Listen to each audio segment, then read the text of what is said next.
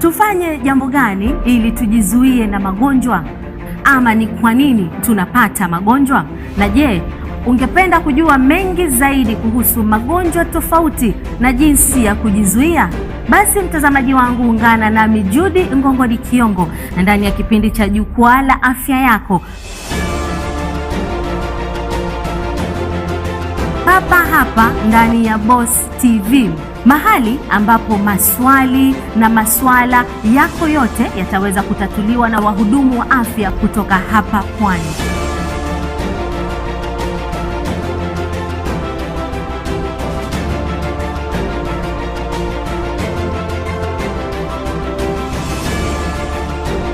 Tegea Jukwaa la Afya Yako.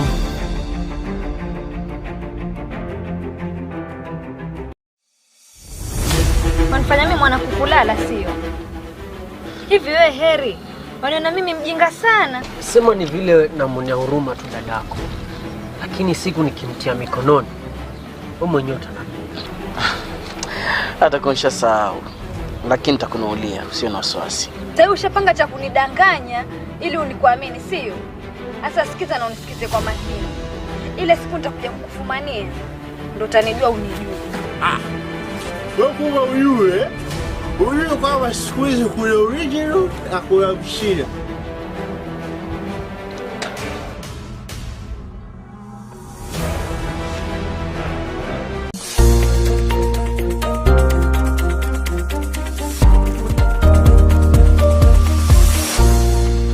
Boss TV, where inspiration strikes. Hello, boys. It's so nice to finally meet you in person.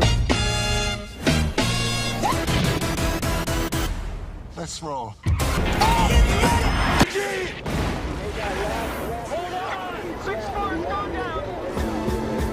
I got unfinished business. I found the man who murdered my wife and killed him.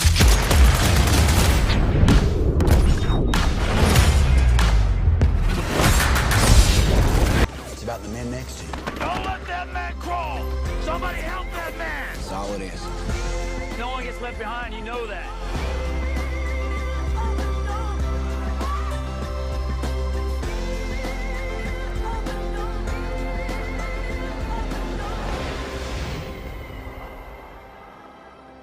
Nobody has to be a hero.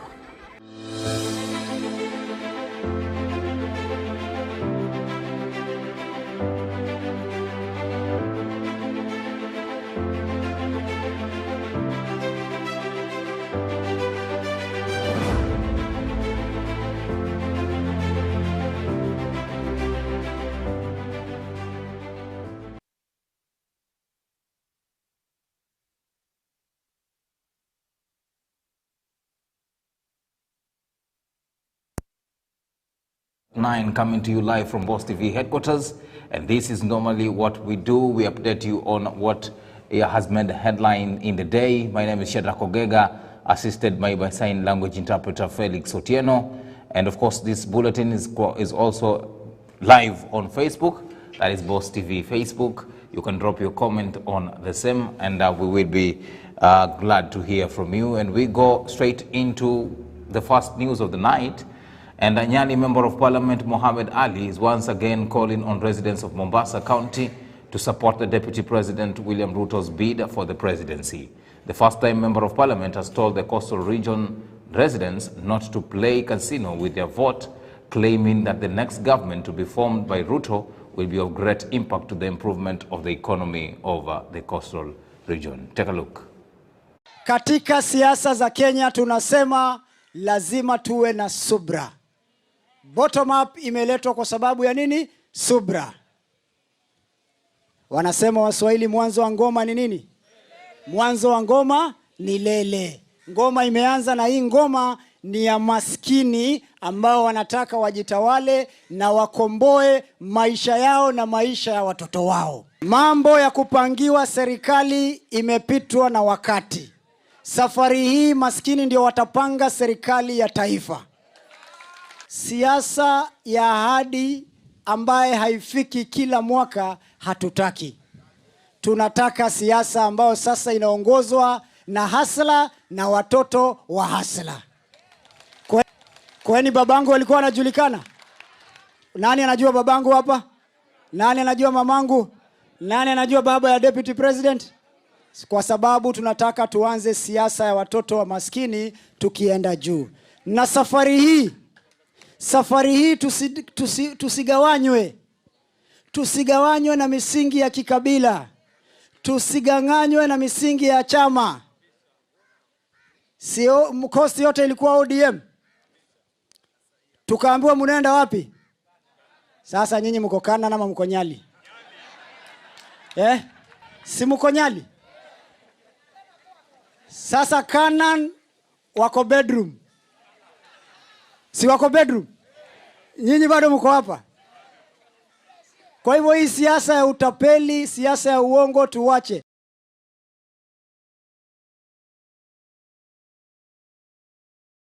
Aspiring Mombasa Governor Suleiman Shahbal has rubbished claims of being the project of a few businessmen in the county and the entire county leadership. And Shahbal was speaking over the weekend during his campaign trail, asking locals to consider him for the seat to lead the county after the exiting governor Hassan Joho completes his term. Hassan Tomimu with more. Mombasa Governor hopeful Suleiman Shahbal has exuded confidence ahead of this year's gubernatorial race. Speaking in Kongoya ward in Nyali, Shahbal said he's ready to take over the county leadership and will use his managerial skills to solve issues affecting the people of Mombasa. Shahbal, who is running for the seat on an ODM ticket, said his priority will be creating jobs for the unemployed youth in the county. Jameni, mimi sijachaguliwa, sijawa governor, sijawa senator, sijawa MP, sijawa MCA, lakini kwa mradi wa kwanza nimetengeneza kazi 3,000. Sasa mkinipa governor mtashindwa kutengeneza kazi 10,000 kila mwaka. Mimi nasema tena, na ukiondoka hapa kumbuka haya maneno. Shahbal si mwanasiasa. Nimelazimika kuingia kwenye siasa. Mimi ni manager. Mimi najua vipi kutengeneza kazi na vipi kusaidia wafanyabiashara wakubwa na wadogo. Najua vipi kulenga na vipi kupanga miaka 5 ijayo, miaka 10 ijayo. Wiper members have also praised the party, saying it cares about the interest of the coast people, considering that a certain percentage of leadership in the party comes from the coast. Kama sisi wa pwani hapa, chama kinachotakikana tukiunge mkono zaidi ni Wiper, kwa sababu SG wetu ametoka wapi? Ametoka pwani. Angalia chama kinavyotutambua sisi wa pwani. Chairman wetu ametoka pwani. Mimi ni Secretary for Religious Affairs, nimetoka pwani. Deputy Secretary General ni mbunge wa Undanyi Mwashako, ametoka pwani. Tuna Vice Treasurer ambaye ni Zakir Muhammad, ametoka pwani. Kwa hivyo ni chama ambacho kinatambua zaidi wa pwani. So nawasihi watu wa pwani wajiunge katika hiki chama cha Wiper kwa wingi. Tupate wabunge wengi, tupate maseneta wengi, ili Stephen Kalonzo Musyoka akienda State House awe na masoja wake nyuma. Reporting for Boss TV News at 9, my name is Hassan Tomimu. Nipatie kazi na mimi niishi vizuri.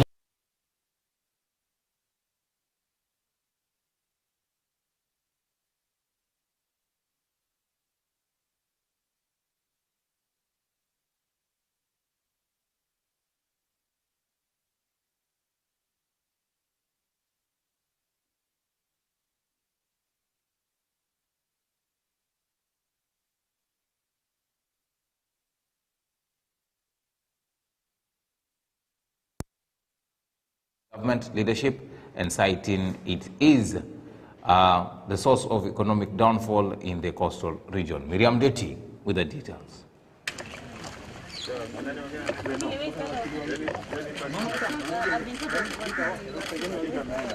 Oh, nasonga. Deno.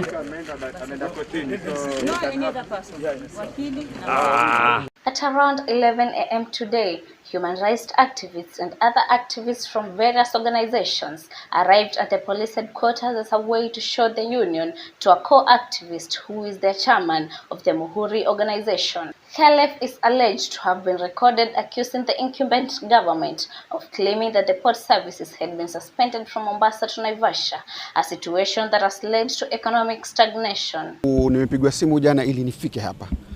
Na nikauliza sababu gani nifike, nikaambiwa kwa ile statement ambayo umetoa na imezosambaa kabisa katika hizi social media na inaweza kuleta hatari. Mimi sioni kama nimezungumza jambo lolote ambalo limekiuka katiba au kuvunja sheria. Na mimi ninasimama na maneno yote ambayo nimezungumza, neno kwa neno, nukta kwa nukta, na sitorudi nyuma, na yale niliyozungumza nitazungumza tena. Some human rights activists have stated that the criminal justice system is plotting to silence coastal rights activists. Wale maafisa ambao wanaenda kumuuliza maswali, wakawa wakijua wanamuuliza maswali kinyume na katiba, kwa sababu alichofanya ni haki yake na misingi yake kikatiba. Na hata leo wakimuuliza maswali, wakawa wakijua tuko wengi hapa nje, tutazidi kuzungumza na tutasema kwamba pwani imezidi kudhulumiwa, kwa sababu matamko helefu waliozungumza yanazungumzwa maeneo mengine ya nchi. Wanasiasa wanayasema kwamba kuna wizi kwa serikali, wanasiasa wanasema kwamba serikali ya Jubilee ni serikali ya ufisadi, wanasiasa wamekuwa wakisema kwa kila mikutano, hakuna hata mmoja ameshikwa. Leo Helef kama mzee wa pwani akiongea kwa umati wa vijana na wakazi wa pwani waamke wajitokeze kwa wizi wa serikali hii, inakuwa ni hatia. Hii tumesema tumekataa. Miaka michache tu iliyopita kulikuwa na miili kadhaa Tsavo National Park. Mwaka uliopita kulikuwa na maiti zaidi ya 10 kule Tana River Garissa. Mwaka huu tuko na maiti zaidi ya 25 kule Yala. Hayo yote hawajawapa Wakenya majibu, lakini wanajua kuja kumshika mtu ambaye anazungumzia, anatoa maoni yake kuhusu hali ilivyo hapa pwani. After an interview with criminal detectives that lasted about 5 hours, Khalef, accompanied by his lawyers, were finally able to leave the police headquarters. Reporting for Boss TV News, my name is Miriam Diti.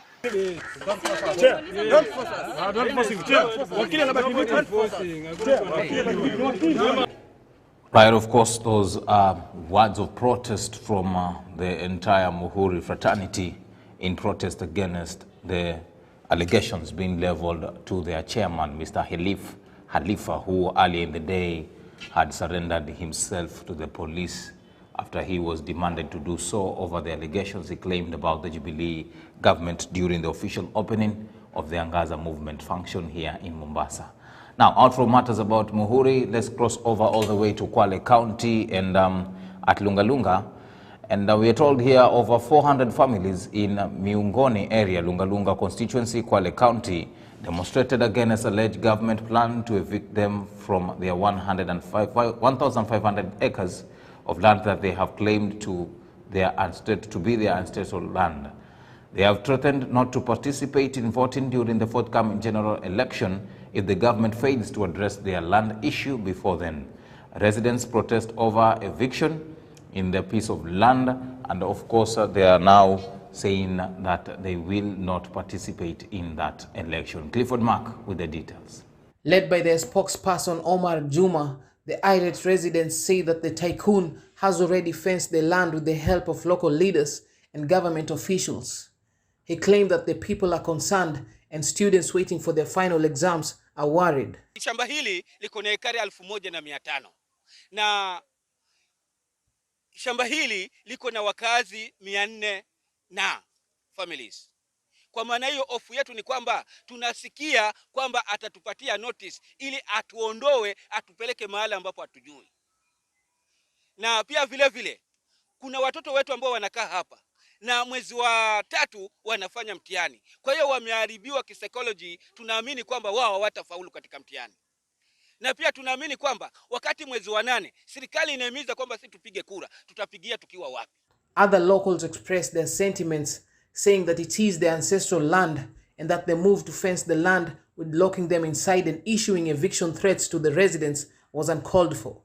Kutoka my forefather alizaliwa hapa, babu yangu, baba yangu na mimi mwenyewe. Kwa hiyo hapa ndiyo mambo yote, shina yetu hapa mimi.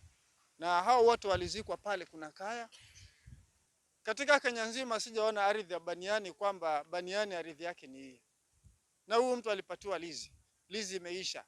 Hofu inatujaa ni kwamba tutafukuzwa. Tukaja tukaona sengenge inaekwa. Hiyo sengenge imeathiri vijiji kama vitatu hivi. Kuna hapa miongoni, kuna Vijiani na kuna Mwarongo. Na pia kuna sehemu nyingine ya Kiwegusi imeathirika. Kwa hivyo imeathiri vijiji vinne. Familia zinazozidi nyumba 400 na. The women leader in the area say that they will not vote if the government fails to secure their land and ensure they own it legally. They are calling on the human rights organization to intervene and help the community. Leo hii tumefika wakati wa kura. Wanaingia hapa wanataka kura. Tutapigia kura wapi? Sisi tumeingia kama ugonjwa hivi sasa. Tuna ugonjwa ndani ya mioyo yetu. Hatutapiga kura. Ambaye anataka kura hapa aje sahihi aondoe fesi na aondoe baniani. Kura zote ziwe zake. Lakini sisi hatutaweza kupiga kura na uchungu moyoni. Hatuwezi kabisa. Kwanza tuna uchungu sana sisi kina mama. Wanakudanganya kila siku, kutudanganya tu mpaka tumefikia wakati wa kuwekewa fence. Tuende wapi? Lunga Lunga DCC Hussein Halaso, in a quick rejoinder, said that the tycoon in question has genuine leased land documents from the government, accusing the locals of being professional squatters. He claimed that out of 1,500 acres, the locals were allocated 300 acres, part of which they have sold. Mimi mwenyewe kama mchezaji nashindwa hata kucheza. Uwanja wangu umekuwa sengenge. Kila sehemu imekuwa sengenge. Si nafanyaje? Ndio nasema kama nyinyi viongozi ambao mko, rais wetu, watawala wetu, viongozi wetu wa chini watusaidie. Issues of historical land injustice in Kwale and Coast region have continued to be a thorn in the flesh, with the national government trying to address it. Cliff Mark, Boss TV. Now from Lunga Lunga all the way to Kilifi County, and residents are now being warned against dumping waste in public places, especially the season at which we are approaching heavy rains. The warning came from Kilifi County environmental officials led by their director Zainab Mohammed, who has also encouraged locals to involve themselves in cleaning activities and environmental maintenance to avoid being exposed to chronic diseases. Victoria Ndoro with the details. The poor disposal of baby diapers has been termed as the topmost health hazard in Kilifi. This is according to Kilifi County Environmental Director Zainab Mohammed. Siku ya leo nafurahika tuonesha kitu ambacho kilichoko ambacho ni live, na pia naomba katika ofisi yao tufanye awareness, tuje tena tukutane na wananchi tufanye usafi. Tunahamasisha wanakijiji wa Maweni wadumisha usafi, lakini swala hili pia tumeliona ni changamoto, na tutaona vile tunavyoweza kufanya ili kusaidiana wananchi kwa jumla ili kuhakikisha kwamba disposal ya diapers inaangaziwa vilivyo ili kuhakikisha kwamba miji yetu inakuwa. Tunaona mtaa ni mchafu na wanaoharibu haya mazingira si watu kutoka nje, ni watu tu kutoka hapa. Chenye tunasisitiza na tunawahimiza wakazi wa Maweni, let's take responsibilities ili Maweni yetu yaende kuwa safi. This act has brought the officials together who have decided to take action to clean up the streets in Kilifi County.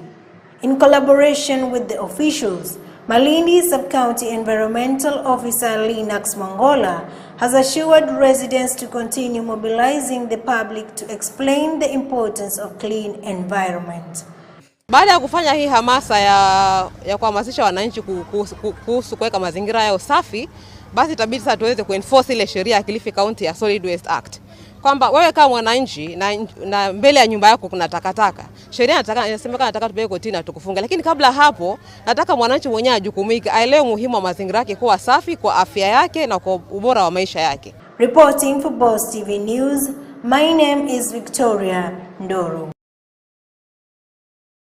Now let's talk about matters of culture, and the Ministry of Sports, Culture and Heritage has organized a 4-day symposium in Mombasa County to discuss with various stakeholders in the traditional products sector on how the government and communities can benefit from the national products industry. Our reporter Miriam Diti was part and parcel of the first day of the session, and she has filed this report. Reporters, the Minister of Sports and Culture, Amina Mohammed, said that the aim of the conference was to plan how government and communities would invest and benefit from their culture. Pamoja tukikubaliana tunaweza kufanya kazi pamoja, tuweke zile sharti ambazo zinahitajika hapa nchini na lakini pia ulimwenguni, kuwawezesha wale ambao ni practitioners waweze kuendeleza hiyo kazi wakijua kwamba ile dhamani ambayo inayo inaweza kutumika na kwamba hizi products ambazo wanazo itazalisha faida fulani. Kwa hivyo kweli ni mkutano ambao ni muhimu sana. Representatives of different communities from different parts of the country had come to the forum to showcase their traditional products while asking the minister to legalize them. Hapa Ministry of Education iko hapa, research institutions pia ziko hapa, communities wako hapa, wale ambao wanasimamia hizi communities pia wako hapa. Kwa hivyo tutakuwa na nafikiri full session. In addition, Amina Mohammed said after the conference she will ensure all those that discussed and came to a conclusion will be fulfilled. Haya mazungumzo. Kama mnavyojua kuna sheria ambayo iliundwa mwaka wa 16 2016 ambayo mpaka leo tunajaribu kuioperationalize. Kwa hivyo baada ya mkutano huu nafikiri tutaanza kazi kwa kasi zaidi ili tumalize hiyo operationalization ili iwe ambayo inaweza kuwafaidi zile communities ambazo kusema kweli wako na bidhaa nyingi ambazo wanataka kuzilinda, ambazo wanataka kuziendeleza. For his part, the Secretary General of the Ministry of Health, D.K. Rashid Aman, who also attended the forum, indicated that the Ministry of Health is in the process of drafting a bill on the program to legalize traditional medicine. Traditional medicines and what we are doing about traditional medicines as a ministry, correct? Yes, I want to inform you that we are quite advanced in preparing a draft bill on traditional and traditional medicine. This bill is still in the initial stages of formulation within the ministry, where we're looking at it, providing the inputs. Very soon we shall be taking this bill out for public participation, stakeholder participation.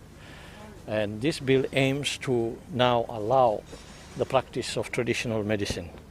It will put in place a legal framework for traditional practitioners and how they will be regulated, how they will be, I heard people say about training. Reporting for Boss TV News, my name is Miriam Diti. To this great city. A group of youth and women in Changamwe area, specific Mwingo, have organized a cleanup exercise, and the group called Coast Eye Group has launched a series of sewage treatment efforts to combat pollution-related diseases. Sharon Nyakundi with the details. Coast Eye High! Twaweza tuwezi! Mziro Muhammad Kingi, who is the founder of the Coast Eye Group at Mwingo area, has joined his fellow youth to clean up the area, especially as we approach the rainy season, to protect the community against diseases such as malaria and cholera. Nimekuja na hii idea kama founder wa Coast Eye, ambayo ya kusaidia vijana, manipata, kwa sababu usafi tukifanya tunapata faida mara mbili, ambayo tukifanya ile usafi katika mtaa wetu tutajikinga na maradhi. Kama msimu unakuja ni msimu wa mvua. Understand? So ile mvua itatuletea outcomes za malaria, manipata, alafu pia maji yanatuletea typhoid. So kama tutakuwa tumesafisha vizuri na mitaro, yale maji yataweza kutiririka na hata tuletea maradhi. Muhammad also described the challenges they are facing as a group involving young people and mothers, which are the lack of equipment that they are supposed to use to ensure proper hygiene is well taken care of. They are also pleading with the county government to come forward and fund them to develop their talents and manage cleanliness of their area. Lakini shida ni hatuna vifaa vya vile usafi tunafanyia. Pili, ile takataka tunazoenda deposit hatuna mali tutazipeleka wapi. Ombi langu kuu kwa serikali ni kwamba Mwingo bado ni Kenya, ama vipi? Si ndio? Mwingo kama ni Kenya itabidi tuangaziwe na sisi tupewe, kama kuna grant funds za youth, si ndio? Na pia kama kuna wafadhili binafsi manipata kupitia ndani ya Coast Eye pale wakuje hapa Mwingo wa witness vitu ambavyo tunafanya. Na wamejitolea kwa siku ya leo, wamefanya usafi kama mnavyoona, ingawa kwa kidogo hatuna vifaa vya kutosha. Kwa hivyo wafadhili, hata serikali yetu ya mtaa, serikali yetu kubwa, yeyote anayeweza kujitokeza atutafutie hizo vifaa, tutashukuru na tutasema ni asante. Eshabdallah, a candidate for the AMCS seat in the Portrees ward, has urged young people not to be tempted to join groups that may lead them to cause violence in the country, especially as we approach elections. Ningependa kuhamasisha sana vijana wakati huu wa siasa. Huu ni wakati mbaya na ni wakati mzuri. Tunaomba vijana wetu wasikubali kutumiwa, kwa sababu wanasiasa wengi watawatumia vijana wetu kwa sababu wakiwapa pesa kidogo kidogo ili wawatumie. Ombi langu kwa vijana ni kwamba wahakikishe hawapewi pesa na hawadanganyiki kupewa pesa kutumika kwenda kufanya fujo ama kupiga watu. Sharon Nyakundi, Boss TV, Mombasa. Now on to our last news, that is a sports news. We look at table tennis today. And table tennis is one of the unique games that most people don't concentrate on, as they prefer to focus on soccer, whereas others look into athletics. Today, our very own reporter Collins Zawedi had time with some of the table tennis players who are also students at the Kenya Coast National Polytechnic, explaining their passion and how they have been involved in the game and have participated at international levels. Take a look at that piece.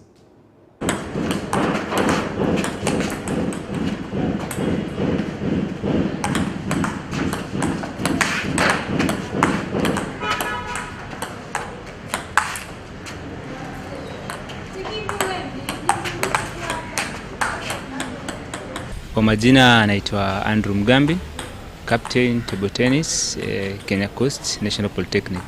Mchezo huu unaitwa table tennis ambao inaitwa bat in ball. Mchezo huu nilianza when I was in high school in Nairobi St. Mary's High School in form 2. Now nilipenda huu mchezo sababu unaangazia sana more of concentration, like you have to look where the opponent is, where to place the ball, how to place the ball, vitu kama hizo. Na nilipenda sana sababu pia unafanya mwili uwe na nguvu, active, waona. Kulingana na maoni yangu kuhusu serikali, mchezo huu naona sana haujafika mashinani, haswa maybe primary schools. Niliupata high school, na kama ningeupata ikiwa primary school I could be very far, I believe. Mchezo huu huwa una involve wachezaji haswa wanne, sana wanne. Kuna singles na doubles, but ina depend na tournaments. Some tournaments unapata wachezaji wanakuwa watatu. Wawili wanacheza singles, wawili kisha wanaungana, mmoja anaungana na huyu anacheza doubles na mwingine anaungana na yule anacheza. So ina depend na tournament. But sana huwa wachezaji ni 4 to 6. Doubles mara nyingine unapata wawili, singles wawili ambao watahusika na doubles. Huku pia ni score, it's a score, but it ina determine sana mambo mengi na rules za tournament. Mara nyingine unapata scores zinaenda hadi point ni 11, nyingine ni 10 kulingana na tournament. Na pengine huku service, as in kuna ile tunaita service. Ukiwa umeserve kama volleyball, serve kama tu volleyball. So tennis ukiserve, ukitoss mpira then ukose ule mpira udunde chini ama uende kwingine, hiyo ni score ya mwenzako. Ama userve ivuke kule kwingine, kwanza inafaa kugonga kwako kwa table, ivuke kule kwingine. Akikosa kuregesha ama aregeshe igonge neti, ni score kwako. Changamoto wa huu mchezo kwanza ni equipments. The equipments are very expensive. Kama bat, standard bat unapata ni expensive sana. Rubbers napata ni 4,000 moja, rubber moja one side, a quality rubber.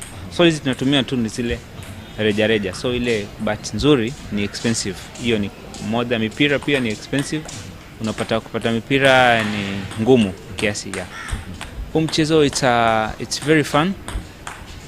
It's very interesting. It's just a matter of concentration. Inakuwa na ile ari ya kujua mchezo. Ni rahisi na unaburudisha akili sana. Huu mchezo mimi nilianza nilipoingia secondary school. Nikiingia form 1, form 2 hapo.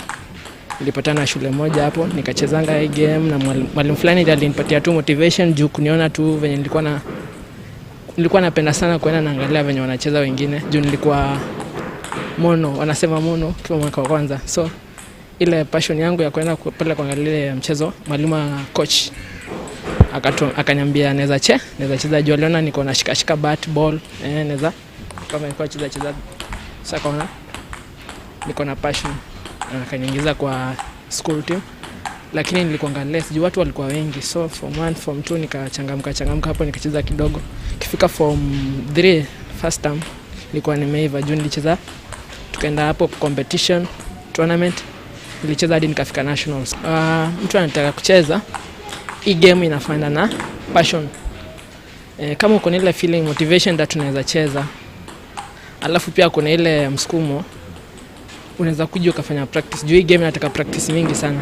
Mchezo ya table tennis nilianza kuicheza nikiwa high school, ndio ilikuanga the best game kwangu, na nilipenda kutoka huo wakati up to today, and I'm focusing to be Right, with that table tennis story, we've come to the end of our bulletin tonight. Thank you so much for your viewership. But remember to catch all this news that I've just read for you on our YouTube as well as on our Facebook. And let's meet again tomorrow, same time, same place. And happy new month. Bye.